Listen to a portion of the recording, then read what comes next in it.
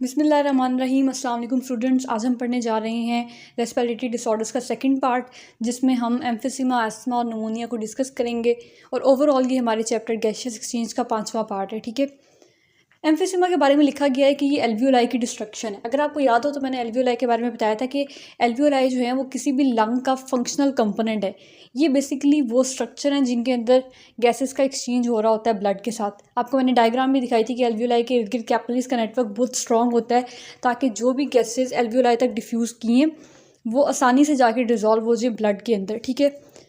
तो अगर यही एल्वियोलाई डिस्ट्रॉय हो जाएंगे तो ऑब्वियसली गैसियस एक्सचेंज उस तरह से पॉसिबल नहीं होगा जैसे एक नॉर्मल लंग्स में होता है। और अब इनकी डिस्ट्रक्शन किस वजह से होती है, इसके बारे में लिखा गया है कि ये किसी वायरल या फंगल इन्फेक्शन की वजह से हो सकती है। ठीक है।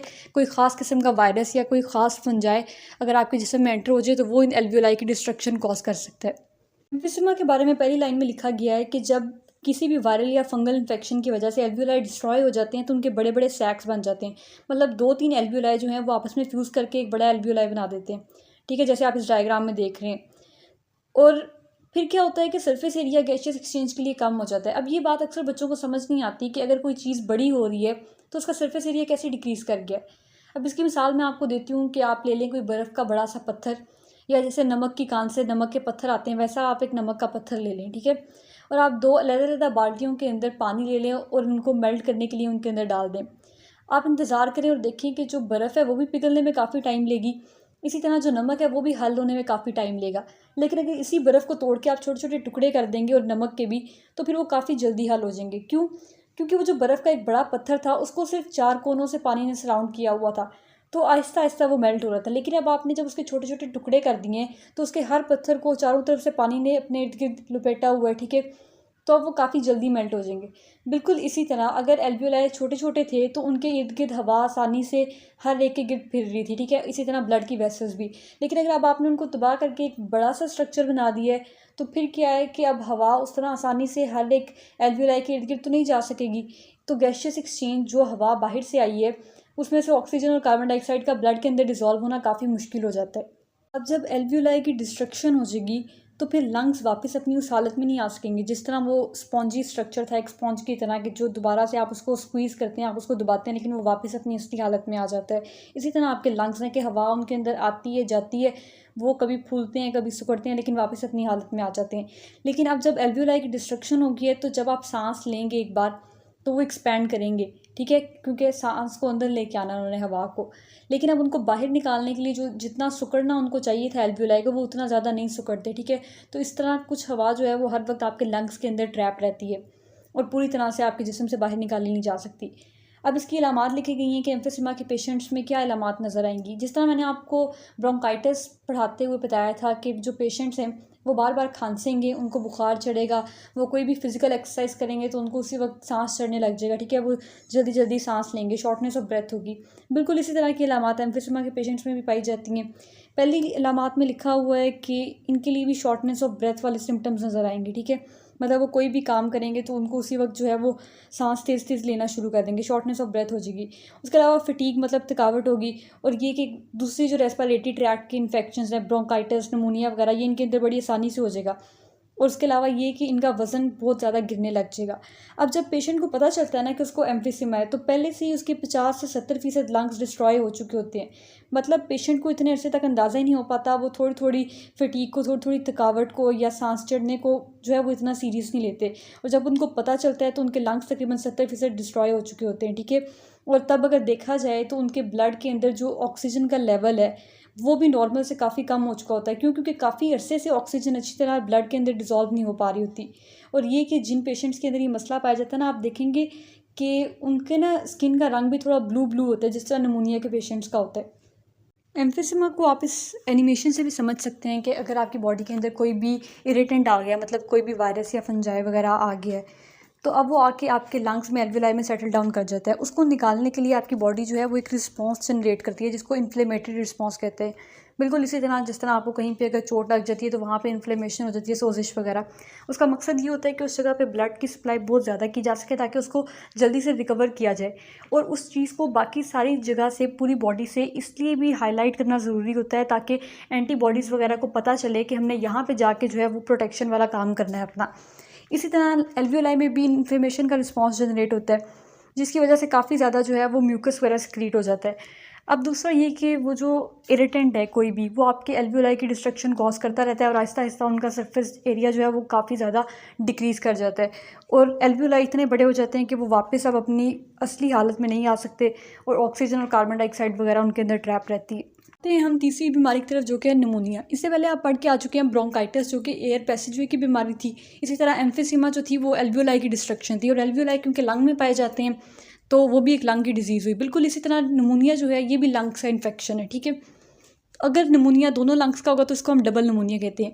अब निमोनिया की कॉज क्या है? वायरल या फंगल इन्फेक्शंस। और सबसे मेजर कॉज जिसकी वजह से निमोनिया होता है वो एक बैक्टीरिया है जिसका नाम है स्ट्रेप्टोकोकस निमोनिया।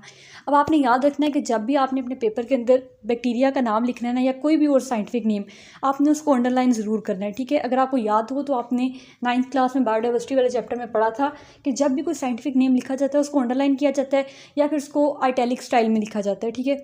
और अक्सर एग्जामिनर इस बात को बड़ा नोट करते हैं और उसके मार्क्स भी काट लेते हैं अगर बच्चे ने इसको सही तरह से ना लिखा हो। तो स्ट्रेप्टोकोकस निमोनिया का नाम आपने याद भी रखना है और उसको किस तरह से लिखना है ये भी याद रखना है। अब क्या होता है कि ये जो बैक्टीरिया है ये जब हमारे लंग्स के अंदर आता है तो ये वहाँ सेटल डाउन कर जाता है, ठीक है। वहाँ ये अपने डेरे डाल लेता है और फिर वहाँ जो है वो एक्सपोनेंशियल रेट पे ग्रोथ करता है, मतलब डबल ट्रिपल, फिर 4 से 16, 16 से 32, इस तरह मतलब एक्सपोनेंशियली इसका रेट इंक्रीज़ करता जाता है। और फिर ये कि लंग्स जो हैं वो उनके टिश्यूज़ डिस्ट्रॉय हो जाते हैं और जब वो डिस्ट्रॉय हो जाते हैं तो उनकी जगह पे पस, मतलब एक गंदा सा फ्लूइड जो है वो भर जाता है उनके अंदर, लंग्स के अंदर। आप इस डायग्राम में भी देख सकते हैं एक नॉर्मल एल्वियोलाई को और फिर एक ऐसे एल्वियोलाई को जिसके अंदर पस भर गई है। अब ऑब्वियसली जिस एल्वियोलाई के अंदर पस भर गई है उसके अंदर उस तरह से गैसेस का एक्सचेंज नहीं हो सकेगा जैसे एक नॉर्मल एल्वियोलाई में होता है। नतीजतन जो है वो जो मरीज़ है उसको सांस की कमी होगी, ठीक है, शॉर्टनेस ऑफ ब्रेथ होगी, वो बहुत जल्दी जल्दी सांस लेगा, उसको जल्दी सांस चढ़ने लग जाएगा जिसे हम कहते हैं।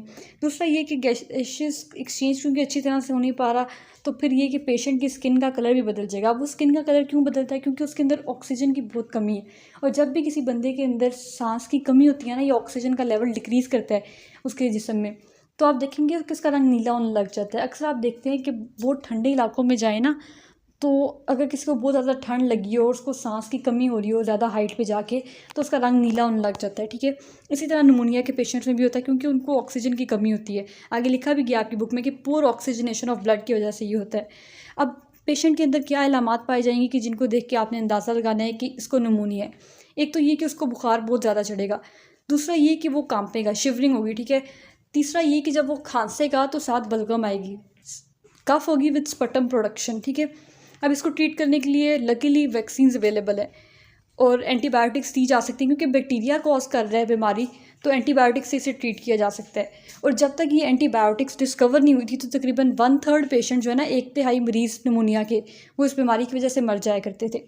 आते हैं अपनी तीसरी और आखिरी बीमारी की तरफ जो आज के लेक्चर में हमने पढ़नी है और वो है एस्थमा। एस्थमा जो है वो एलर्जी की एक फॉर्म है जिसमें जो हमारे ब्रोंकाई हैं उनके अंदर इन्फ्लेमेशन हो जाती है और उस इन्फ्लेमेशन के नतीजे में क्या होता है कि म्यूकस बहुत ज़्यादा प्रोड्यूस होता है और जब म्यूकस बहुत ज़्यादा प्रोड्यूस होता है तो खुद ब खुद वो एयर पैसेज में काफ़ी तंग हो जाती है। जैसे मैंने आपको एक पिछले लेक्चर में ब्रोंकाइटिस के अंदर हमने समझाया था कि अगर एक पाइप के अंदर पत्थर वगैरह आप रखते हैं तो ऑब्वियसली पानी का गुजरना काफ़ी मुश्किल हो जाएगा उसमें से। अब ये एलर्जी क्या है, मतलब क्या होता है जिसके मुकाबले में म्यूकस की प्रोडक्शन स्टार्ट हो जाती है। अब ये जो लोग हैं जिनके अंदर एस्थमा का प्रॉब्लम है उनको ना कुछ ख़ास केमिकल्स से, सपोज़ कोई परफ्यूम हो गया, ठीक है, या डस्ट होगी या स्मोक के पार्टिकल्स जो हैं उनसे एलर्जी होती है। और अब नॉर्मली थोड़ा सा रिस्पॉन्स हमारे की बॉडी के अंदर पाया जाता है कि जब भी बाहर से कोई सिगरेट स्मोक कर रहा है तो हमारी बॉडी जो है वो कोशिश करेगी कि ये पार्टिकल्स मेरे अंदर ना आए और वो उसको रोकने के लिए जो है वो म्यूकस की प्रोडक्शन ज़्यादा कर देती है। सीलिया जो पाया जाता है ब्रोंकाई वगैरह के अंदर, उनको कहती है कि जल्दी से बीट करो ताकि इस पार्टिकल को बाहर निकालो, ये एल्वियोलाई में जाके ना बैठ जाए क्योंकि बाद में फिर ये इन्फ्लेमेशन कॉज करेगा, जैसे आपने इससे पिछले वाली भी डिजीज़ में पढ़ा था निमोनिया वगैरह में, ठीक है। लेकिन जो एस्थमा के पेशेंट होते हैं उनके अंदर ये रिस्पॉन्स बहुत विगरस होता है, मतलब उनके अंदर इतना ज़्यादा म्यूकस प्रोडक्शन हो जाती है कि उनके एयर पैसेज में तंग पड़ जाते हैं, ठीक है। अब हवा भी उसके अंदर से आसानी से नहीं गुजर सकती।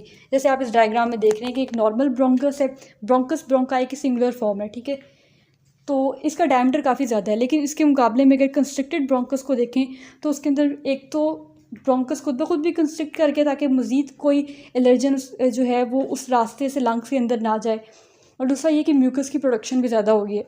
अब वो तो इसलिए कंस्ट्रक्ट किया था कि कोई एलर्जन ना जा पाए, लेकिन साथ साथ ये होता है कि हवा का भी गुजरना उसके अंदर से मुश्किल हो जाता है, ठीक है। अब अस्थमा का जो लेवल है ना वो हर एक इंसान के अंदर वेरी करता है, ठीक है। कुछ लोगों के अंदर जो है वो बहुत मामूली सा होता है, उनको इतना फ़ील नहीं होता, लेकिन अगर हवा में बहुत ज़्यादा पोल्यूशन है या जैसे गंदम की कटाई का मौसम होता है तो तब उनके लिए सांस लेने में मसला पेश आता है, ठीक है। लेकिन कुछ लोग जो हैं उनको परफ्यूम से ही, आप थोड़ा सा परफ्यूम छिड़क दें क्लास में, वो कहेंगे जी हमें तो सांस लेने में मसला पेश आ रहा है, तो आपको लगता है इसको मेरे परफ्यूम से तकलीफ़ हो रही है, हालांकि ऐसा नहीं है। उसके लिए सच में वो जो परफ्यूम के पार्टिकल्स हैं वो एलर्जी का कॉज बन रहे हैं और सांस लेना उसके लिए मुश्किल हो रहा है। अब आपको कैसे पता चलेगा कि एक अस्थमा का पेशेंट है, मतलब क्या अलामात होंगी उसके अंदर। सबसे पहले तो ये कि उसको शॉर्टनेस ऑफ ब्रेथ होगी, वो बहुत जल्दी जल्दी सांस लेगा, ठीक है। उसको चेस्ट टाइटनेस होगी, चेस्ट टाइटनेस मतलब उसको बड़ी घुटन महसूस होगी, क्योंकि एयर जो है वो बहुत तंग से रास्ते से गुजर के आ रही है, तो काफ़ी ज़ोर लग रहा होता है, ठीक है। इसी तरह जब वो सांस लेगा तो आपको उसके सांस लेने की आवाज़ आएगी, वीजिंग की आवाज़। अगर आपको याद हो, हमने पहले ब्रोंकाइटिस में भी पढ़ा था, ठीक है, जैसे एक छोटी सी सीटी की आवाज़ आती है, और ये तभी आती है जब एयर पैसेज वे तंग होती है। ब्रोंकाइटिस में भी अगर आपको याद हो तो ब्रोंकाई की इन्फ्लेमेशन हो गई थी, जिसकी वजह से एयर पैसेज वे तंग पड़ गई थी। अब उस तंग पैसेज वे में से जब हवा ने गुजरना था तो उसने खुद ब खुद एक आवाज़ प्रोड्यूस करनी थी, ठीक है। तीसरा, अगर आप याद करें तो हमने पढ़ा था कि कफ़िंग, और कफ़िंग ये जो खांसी आना, ये तकरीबन हर एक रेस्पिरेटरी डिसऑर्डर में हम पढ़ेंगे। उसके अलावा अगर आपको कुछ ना याद आए तो आपने एक तो शॉर्टनेस ऑफ ब्रेथ ज़रूर लिखना है, दूसरा कफ़िंग ज़रूर लिखना है, ठीक है। चेस्ट टाइटनेस वगैरह जो है वो सिर्फ इनके अंदर पाई जाती है, एस्मा के पेशेंट में, निमोनिया वगैरह में नहीं होती। अब मैं आपको इसलिए बता रही हूँ ताकि आप कुछ नहीं तो ये 2-3 सिम्टम्स कम से कम याद रखें, पेपर में कुछ लिख सकें। फ़ीवर जो है वो हर एक के अंदर नहीं लिखना, क्योंकि जो एस्मा के पेशेंट है ना उनके लिए ये एस्मा भी एक नॉर्मल चीज़ है। मतलब उनको जब भी वो ख़ास किस्म का पोल्यूटेंट आएगा तो उनके लिए सांस लेने में दुश्वारी पेश आएगी। अब ये नहीं कि वो उसी वक्त कहने लग जाएंगे, आपने परफ्यूम छिड़क दिया कि जी हमें बुखार चढ़ गया, ठीक है। बुखार नहीं चढ़ता उनके अंदर, बहुत ज़्यादा सीवियर अगर केस हो तो फिर ये है कि उसको बुखार चढ़ेगा और काफ़ी जो है वो सीरियस कंडीशन होगी। लास्ट में आते हैं कि इसको ट्रीट किस तरह से किया जा सकता है। तो ऑब्वियसली जो एयर पैसेज वे कंस्ट्रिक्ट कर गया, नैरो हो गया, ये तंग पड़ गई है, उसको अगर आप खोलेंगे तो ही उसका इलाज होगा ना। तो उसको डायलेट करने के लिए जो डॉक्टर्स हैं वो सजेस्ट करते हैं कुछ ख़ास किस्म के इन्हेलेंट्स, कुछ केमिकल्स होते हैं, कोई ख़ास किस्म के इंजेक्शंस होते हैं कि जिनको वो एक इन्हेलर के अंदर जो है वो फिल कर देते हैं, और फिर आप उसको सांस के ज़रिए अंदर खींचते हैं, और जब वो आपके एयर पैसेज वे से गुजरता है तो वो उनकी डायलेशन कॉज करता है, ठीक है, ताकि अब बाद में हवा आसानी से गुजर सके। एस्मा को हम एक एनिमेशन से समझ लेते हैं कि एक इंसान दिखाया गया है जिसके लंग्स दिखाए जा रहे हैं कि अगर सपोज वो किसी ऐसी इन्वायरमेंट से गुजर रहा है जहाँ पे डस्ट है, या कोई पास झाड़ू फेर रहा है, या कोई ख़ास किस्म की जो है वो एलर्जेंस पाए जाते हैं, तो उसके लिए जो है वो सांस लेना काफ़ी मुश्किल हो जाएगा। अब असल में होता क्या है कि जब ये ख़ास किस्म के एलर्जेंस की बॉडी के अंदर एंटर करते हैं ना, तो नॉर्मली जो उसके हेल्दी एयरवेज हैं, जैसे आप इस डायग्राम में देख रहे हैं, तो वो पिंक और क्लियर है, उनके अंदर कोई स्वेलिंग नहीं है, मसल्स भी बहुत ज़्यादा टाइट नहीं है, और ये कि म्यूकस बहुत थोड़ी सी मिकदार में पाया जा रहा है, हवा आसानी से गुजर के आ जा रही है। लेकिन अब जब ये डस्ट वगैरह या उसके अलावा जो है वो कोई भी एलर्जन आ जाएगा, उसकी बॉडी के अंदर एंटर हो जाएगा, तो म्यूकस बहुत ज़्यादा प्रोड्यूस होने लग जाएगा। दूसरा ये कि मसल्स जो है वो कंस्ट्रिक्ट कर जाते हैं, वो टाइट हो जाते हैं। अब आप देखेंगे कि किस तरह डायग्राम के अंदर आहिस्ता आहिस्ता जो है वो मसल्स जो हैं वो कंस्ट्रिक्ट करते जा रहे हैं, और गुजरने का जो रास्ता है हवा का वो कम से कम होता जा रहा है, ठीक है। उस एलर्जन की एंट्री के नतीजे में अब जो एयर पैसेज वे है उसके अंदर स्वेलिंग हो जाएगी, म्यूकस बहुत ज़्यादा प्रोड्यूस हो जाएगा, और इसी तरह जो मसल्स हैं वो काफ़ी कंस्ट्रिक्ट कर जाते हैं, ठीक है, वो टाइट हो जाती हैं। इसके साथ हम आज का लेक्चर ख़त्म करते हैं। हमने पढ़ा एस्थमा को, उसके अलावा निमोनिया को और एम्फिसेमा को। इंशाल्लाह आपने इसको अगले जो हमने लेक्चर लेना है लंग कैंसर का, उसके अंदर पढ़ के आना अच्छी तरह से। मिलते हैं अगले लेक्चर में। अल्लाह हाफ़िज़।